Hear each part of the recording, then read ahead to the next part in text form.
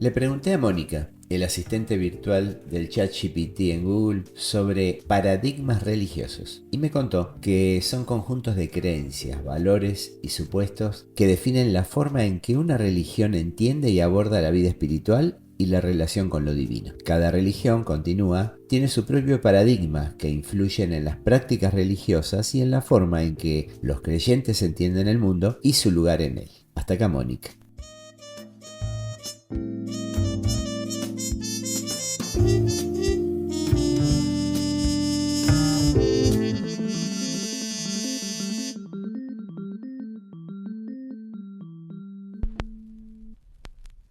La historia que te voy a contar está relatada en el capítulo 16 de Hechos de los Apóstoles, libro cuyo narrador es Lucas, un compañero de misión de San Pablo. Lucas nos cuenta que él partió con Pablo y sus amigos rumbo a Éfeso, luego de haber salido de Antioquía hacia el oeste por los angostos y escarpados caminos de la región central de Asia Menor, que fue una región geográfica y cultural histórica ubicada en la península de Anatolia, en el actual territorio de Turquía. Hacia ahí iban ellos con la intención de seguir anunciando el Evangelio de Jesús. Esta región fue habitada por diversas civilizaciones antiguas, como los hititas, los frigios, los lidios, los griegos y los romanos. En el camino algo sucedió, según la Biblia, que obligó a los tres compañeros a suspender la marcha, aunque el texto bíblico solo dice misteriosamente que el Espíritu les impidió predicar la palabra en Asia.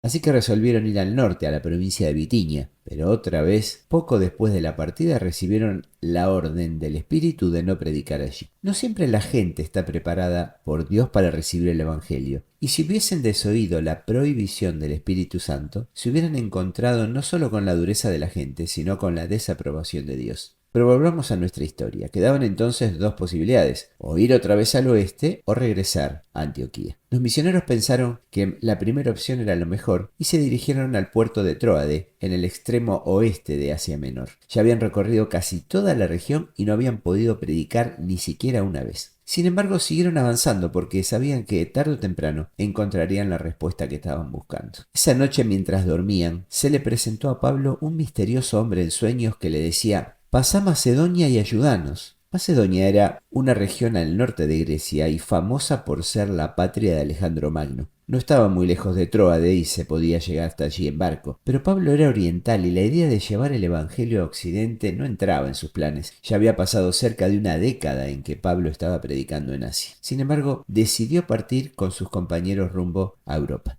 Los macedonios, aunque estaban bajo la cultura y la influencia de los griegos, era un pueblo completamente extraño a los demás helenos y aún conservaba sus costumbres y forma de vestir antiguos. Filipos tendría unos 30.000 habitantes entonces y estaba rodeado de murallas. Era una especie de colonia de militares romanos jubilados. Sus ciudadanos vestían ropa romana, hablaban en latín más que en griego, observaban costumbres romanas, así que Pablo se vio de pronto sumergido en una cultura romana como nunca antes lo había estado. Aquella colonia era un desafío para él y para el evangelio que venían a anunciar. Un paradigma religioso debía ser derribado. Ahora bien, cada vez que Pablo llegaba a un nuevo lugar, lo primero que hacía era ir a la sinagoga para predicarle a los judíos el mensaje de Jesús. Por eso, en cuanto llegó a Filipos, averiguó dónde estaba la sinagoga de la ciudad, pero se llevó una desilusión. Allí no había sinagoga. Si pensamos que para la ley judía se necesitaban solo 10 hombres para abrir una, podemos imaginar que en Filipos no había tantos judíos. Pablo entonces, sabiendo que cuando los judíos no tienen sinagoga, se reúne a la orilla del río para sus ritos de purificación y la oración. Así que cesado se dirigió a las afueras de la ciudad donde pasaba el río Gangites, pero al llegar solo encontró un grupo de mujeres reunidas en oración. Otra desilusión para Pablo, pero esta vez, venciendo el natural rechazo judío de predicar a las mujeres, se sentó en medio de ellas y les habló de Jesús de Nazaret. Parece que no tuvo mucha aceptación entre aquellas mujeres, pero dice la Biblia que una llamada Lidia abrió aquel día su corazón y aceptó el mensaje del Evangelio. Se la describe como una adoradora de Dios, probablemente era una prosélita judía. Esta expresión significa que, aunque era pagana de nacimiento, como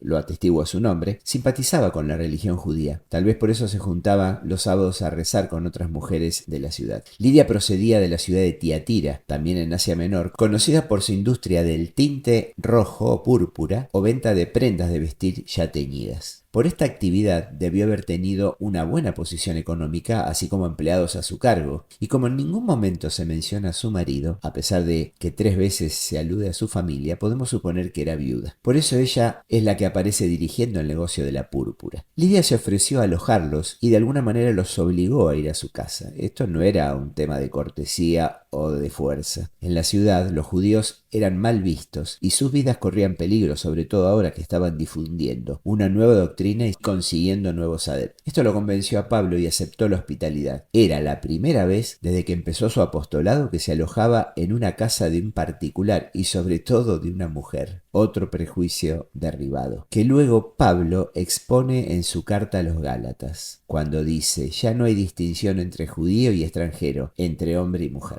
La casa de Lidia se convirtió así en su base de operaciones y en la primera iglesia cristiana fundada por Pablo en Europa. Al fin Pablo había hecho más de 1500 kilómetros desde Antioquía para convertir a una sola persona y esta había resultado ser una mujer. Los paradigmas de predicación y difusión del evangelio hasta ese momento se estaban cayendo. Es cierto que las designaciones de Asia y Europa no existían en aquel tiempo como las usamos hoy, pero ya los antiguos reconocían bien la diferencia entre el Oriente y el Occidente. Pablo había dado un gran paso para que la palabra de Dios se abriera camino en una nueva región donde millones de personas podrían conocer. Hoy, frente a la iglesia se encuentra de pie una multitud de hombres y mujeres que, como el macedonio del sueño de Pablo, están clamando a gritos: ven y ayúdanos. Son todos los que no encuentran lugar en alguna de las filas sociales, ni acogida en ninguno de los grupos, ni aceptación en sus asociaciones. Son todos los desesperados, heridos y maltratados por la vida, que se ven obligados a buscar solución a sus problemas en otros ámbitos, porque a veces, incluso en la misma iglesia institucional, les cierran las puertas. Por eso hoy más que nunca hace falta responder al llamado de auxilio, y para eso necesitamos gente como Pablo, abierta y flexible, capaz de romper las estructuras obsoletas, de aceptar los nuevos desafíos, los paradigmas y sobre todo de escuchar la voz de sus sueños. ¿Cuál será el nuevo mundo que tendré que descubrir yo para Dios? ¿Cuáles serán los paradigmas que tendré que derribar? No será tal vez una región, pero sí puede serlo un ambiente social, un grupo de personas a los que yo no pensaría nunca compartir mi fe, o tal vez sea una persona que de manera silenciosa, muy cerca mío, con actitudes o situaciones, esté pidiendo que se acerque a alguien a ayudarlo para conocer a Dios personalmente. Tal vez yo pueda ser un instrumento para eso. ¿Pensás lo mismo?